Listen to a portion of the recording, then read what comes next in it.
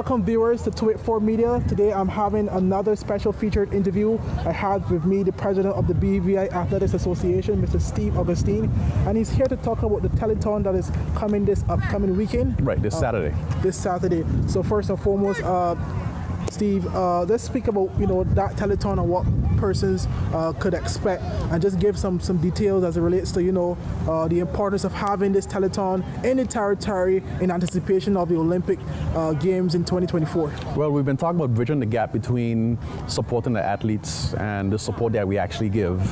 Here's the perfect opportunity for the general public, the business-minded people of the BVI, and those who generally just support athletics and want to see the kids do well. This is your chance to come out and support the athletes, or support their goals, support their ambition, support their drive. We're having a telethon that will take place this Saturday. It will be carried live on all the major media stations, if that's what you want to call it. It'll be call-in, so you can call in and you can pledge towards the cause. We're hoping to have a very successful event, because what we want to do is we're essentially trying to raise funds so that we can support the athletes in their drive to make it to the Olympics. Of course, we have Karen McMaster that's already qualified for the Olympics. We have a short list of about 14 to 15 other athletes that have the possibility of maybe making the qualification standards, and we want to make sure that the things that are needed for them to do that, they're not fighting to do that, they're just focusing on training. So we're trying to provide the funding that's necessary to make their dreams a reality. Okay, and we do know when it comes to athletes, funding is essential. Yes. Because at the end of the day, being an athlete is a full-time job, right. And for you to excel and compete with those persons who, that's all they do, eat, right. breathe, sleep, whatever discipline they are in, right. It puts us at a disadvantage. So I want you to just mainly highlight that point of why is this important for residents to tune in and donate, right. And call as many times as they can, get a family member, call a sister, a cousin, an uncle, call someone that can also assist to the cause. Well, I mean, the truth is, Kamal, the celebrations that we typically have, which obviously comes after the fact, I mean, they go really well. The athletes, they do enjoy it, but there's months and months and days and weeks and weeks, hard work that goes into getting that physical medal. And to do that, it takes quite a bit of effort. And if we're going to compete on British Virgin Islands, quote unquote 24 square miles, competing against the world's best, we've got to do the things that the rest of the world are doing if we plan to make it to the Olympic podium. You take, for instance, Karen McMaster, silver medal at Budapest World Championships. That's pretty big for a small nation like the BVI. And we know, based on what he's been projected to do, we've watched his progression over the years, with a little bit more support outside of the physical training that he does. We have all our aim, our objective, and our goal is to put him on the Olympic podium and watch him put that gold medal over his neck. If you speak with Karen, he's not just talking about a gold medal, he's also talking about the possibility of hitting that world record, getting that under his belt. And if that is his aim, and we know that's a realistic ambition of his, we want to put him in a position where it can really happen. It becomes a realistic goal that can happen without the funding. When his competitors are being provided with the very same funding, that becomes an unrealistic goal, or becomes a more difficult goal for him to achieve. Although we know that he's good and he will do well, we want to make it as easy as we possibly can. And we're talking about Karen, but we're also speaking about Chantel Malones, we're talking about Rick Roy Bradford, you heard about Adeja Hodge, and we've got a plethora of Beyonce De Freitas. We've got a plethora of other athletes that are nudging on the ability to make it to the Olympics, and we really want to give them a chance to really go out there and get the proper coaching that they should be getting, get the proper nutritionists, get the massages that they should be getting, everything that should go into making an athlete ready to compete against the world best. We are trying to provide an environment that does that, and we're using the funds raised by the telethon to do that, because oftentimes the athletes which are provided with some support from the BVI Olympic Committee. Of course, there's some winners that they do get from the government of the Virgin Islands, but most times what you find is that funding goes directly back into what they're trying to achieve. So we're trying to put them in a position where they can be a little bit more comfortable and not worry about the bills next month, as opposed to just worry worry about what you need to do or focus on what you need to do for training. And that's what we're really trying to do. We've spoken about this many years over. Every time I get the chance to speak on a public forum, I always speak about corporate BVI support and BVI athletics.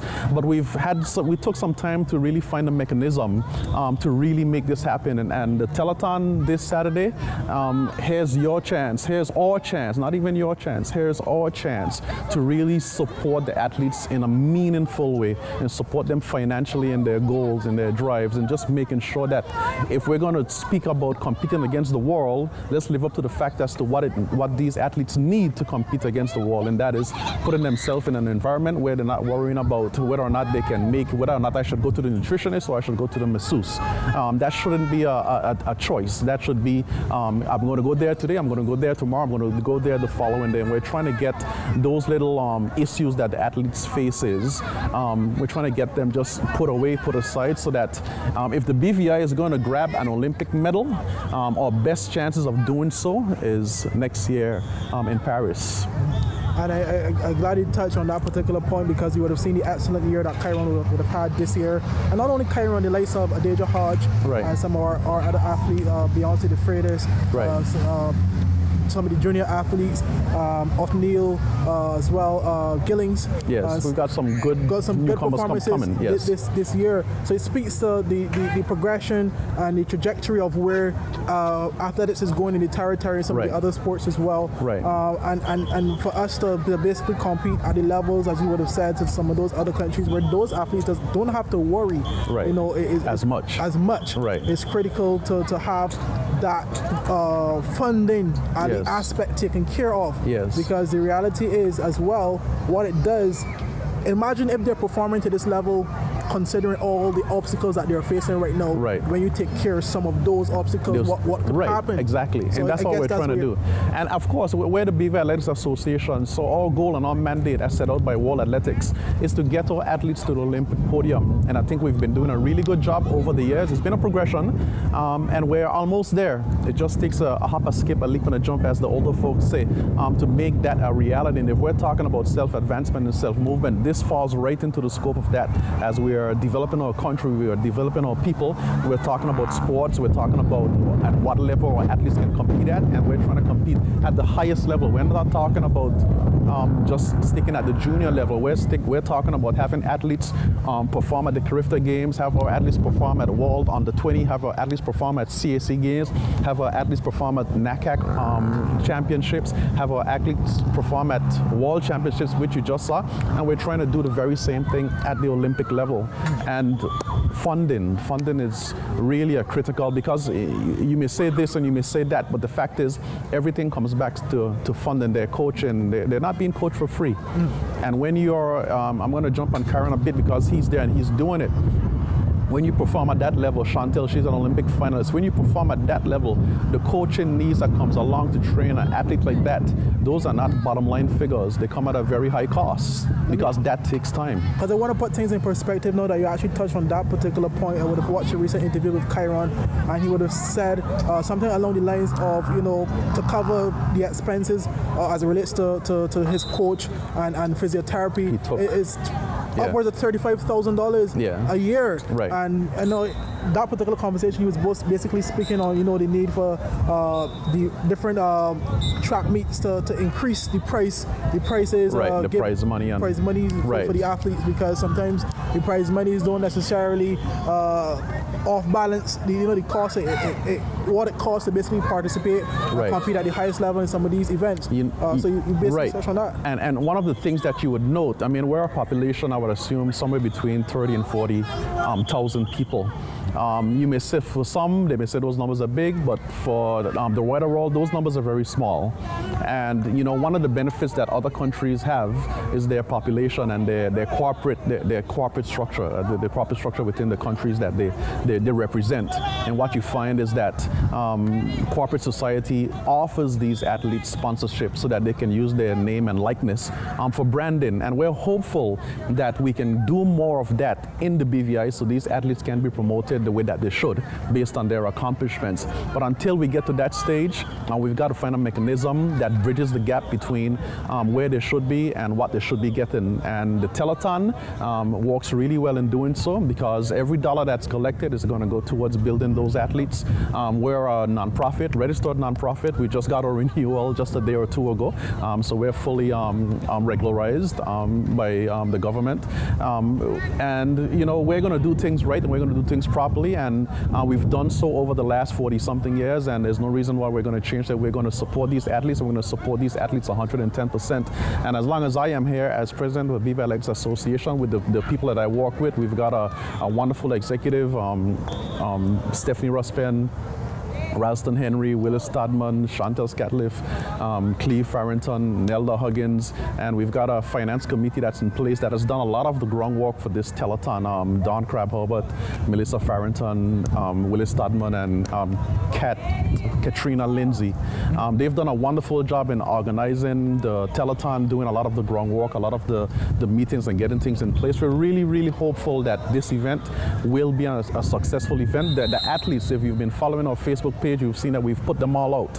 They are 100% in support of what we're trying to do, because they realize that there's a true benefit that's going to come their way. Whether we make it to the limits that we want to make it to, or whether we stop just short, either way it will be a success, because where we're at, we have no mechanism right now that formally brings funding in to the association from corporate BVI and from the wider BVI that goes directly to the athletes. So no matter how you turn this, it's a win-win.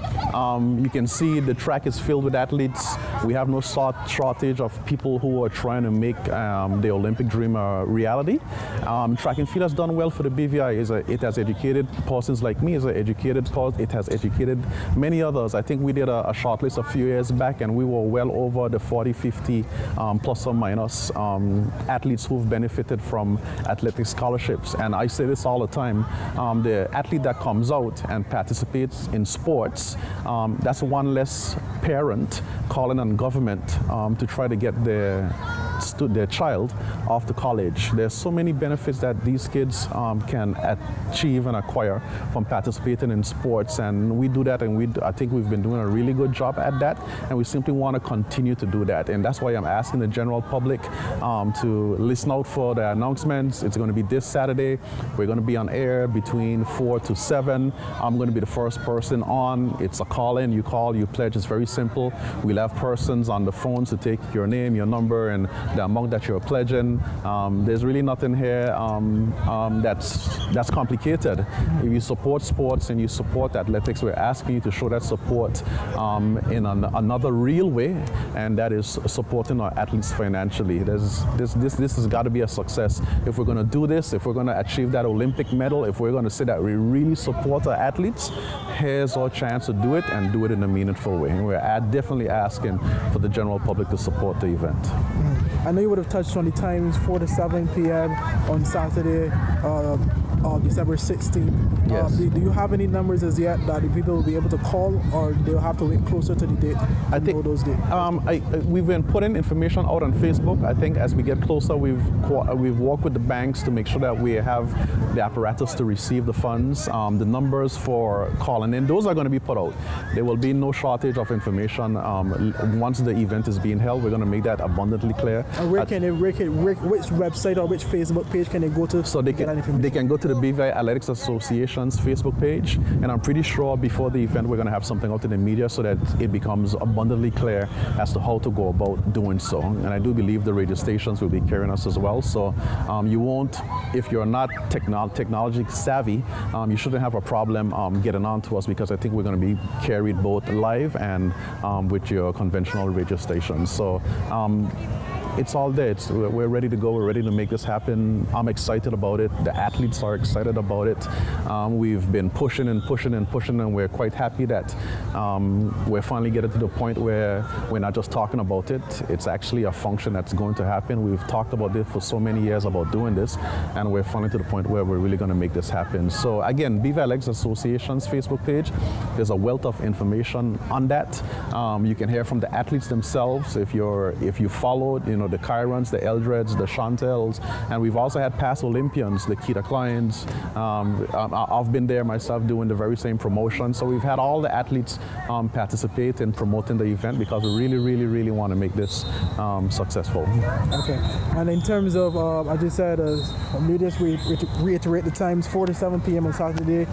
The BVI Athletics Association's Facebook page is where you can get the numbers as well, and it's all about pledging. Is there any goals in particular that you would like to reach come Saturday? Well, we've put the number out. We want to hit that $200,000 mark. That would make our plans, as far as what we've set out, the way we've set out to support the kids, that would make our plans very realistic as far as what we're physically able to do. We're going to aim for that, and we're going to do everything we can to get to that point. And I want to add this as well. I don't want to say that, of course, the BVI Athletics Association, we're doing this, we're pushing this, but what we did is because we realized the Rotary Clubs of the BVI has done such a good job in doing this over the years. We partnered with them, so they've provided some guidance and some leadership as to how to go about doing this and doing this right. So they're fully on board. So when you look at our posters or promotions, their logos are prominently there because they've taken a parallel step with us in organizing this event. But again, we're hopeful that we can hit the $200,000 mark. We're hopeful that we can go to maybe even over. But our ability to get to that goal will make the execution of our support system, as we've documented it, very realistic for our athletes. And these athletes, they're calling, they're texting, they're calling, how are things going, because they themselves are dependent on the success of this to make things a little bit easier for them. And we're talking about, from the Kyrons all the way down to those who haven't qualified as yet. They are very, very dependent on this, and they're very, very hopeful that we can pull this off, and they can focus on what they need to focus on, and that is making the BVI proud, making the BVI great, and getting those championship medals, Olympic medals around their necks. Mm-hmm. And while $200,000 in itself by itself is a big figure, it's just a drop in the bucket when it comes to athletes in terms of funding them, because it also depends too on how many athletes we have going to the Olympic Games too, because the more we have, the more that basically is divided. Right, exactly. Which obviously calls then for even more funding, right. to assist those. And the thing is, I've spoken with many people on the streets about this. It's their dream, it's their passion, it's what they want to do. And we're going to support that, and we're going to promote that, and we're going to promote that 110%. And we do realize that maybe not everyone will make it, but we're not going to cut anyone's dreams off because of our inability to be progressive in moving forward with a goal and an ambition to support them. So we're going to do that regardless. And those that qualify, we're going to continue to support them. And those who are trying to qualify, we're going to support them 110%. Right? Hopefully next year, we're supposed to have our national championships the last week leading into the close-off date for the Olympics. So hopefully we can have some great things happening here on BVI soil as well. We've got some big plans for next year. I think we've been speaking about the possibility of holding a regional championship in the BVI. I don't want to say too much until I can, physically put the cross over the T and the dot at the end of the sentence. But we're looking at doing some very big things next year in the BVI, and hopefully if we can get those meets pulled off here in the BVI. We've been speaking about bringing Twilight. Everyone knows about Twilight, bringing Twilight back in 2025. So we're going to use next year as a ramp, if you want to call it that, to get some trajectory into the sky, get the telethon going, get some big meets happening in the BVI. And the following year, with all the interests in athletics, hopefully we'll have an Olympic medal or 2, or 3, or 4 by then. We'll roll right over into Twilight, and then we'll do it big with some major players in the track and field world coming to the BVI to compete. Okay, and lastly, just any final words you want to leave with the BVI audience as it relates to the telethon and supporting our athletes? Again, Saturday, 4 to 7, it's the BVI Athletics Association in conjunction with the Rotary Clubs of the BVI. We're holding a telethon. Our aim and our objective is to provide financial support to our athletes in every way, shape, or form. We've coined it injury care. We just want to make sure that all the necessities that the athletes need to make it to the Olympic podium, we provide them with a structure that allows them to benefit from that. We don't want athletes training going into the Olympics and worrying about the things that they can't afford to do. We want the athlete to walk to the line knowing that I have done everything that I needed to do. I have trained the way I needed to train. I have eaten, I have had my nutritionist, I've had my massages, and everything that needs to be there is there. So when they step to the line and we compete against each other, I feel no less than standing next to you, because I know that the same benefits you would have had or that person would have had representing their country, I would have been in a position to receive the same benefits representing mine. And that's simply what we're trying to do. That's the whole long and short of it. We want to support our athletes and support them meaningfully. Okay, well, I want to thank you, President of the BVI Athletics Association, Mr. Steve Augustine, for your time, and obviously encouraging residents, all who would hear this, to basically come out on Saturday from 4 to 7 p.m. I believe 284 Media will also be streaming this this program live as well. Just spreading the word out there to just contact the BVI Athletics Association. You can go to their Facebook page to get the numbers to ensure that you can call and pledge to ensure we reach that, well, not reach, but surpass the $200,000. It's power in the tone, right? Yeah, surpass that goal so we can support our athletes and come next year in Paris. You know, BVI hopefully will have a few medals. I like that. A few, not just one. Let's say it right. A few medals. Right. To bring back home to the territory. Right. Hey, thanks for having me. I look forward to the support, and definitely Saturday, 4 to 7. Listen out for it. BVI Athletics Association, the telethon. There you have it, viewers. Until next time, I'm Kamal Haynes of 284 Media. Bye-bye.